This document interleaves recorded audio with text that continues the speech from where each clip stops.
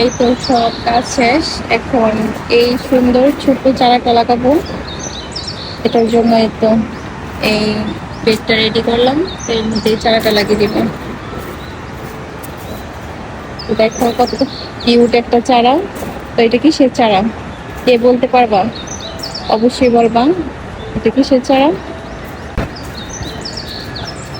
বিসমিল্লাহ। চারাটা যাতে একটু নষ্ট না হয়। বিসমিল্লাহ দিয়ে সুন্দর করে লাগে। কি করছো? মাত্র আমি কইলাম যে নষ্ট হতে না হয়।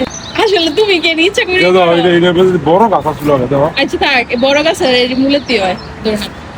আচ্ছা তুমি কে ইচ্ছা করে করো কও? হ্যাঁ, এমনিতে যদি হয় তাহলে সব সময় আমি যেটা কই এটার মধ্যে যাই তোমার মনে হয়? তা আমি না কইতাম। দাও বিসমিল্লাহ। ভালো তো ভাঙছে না।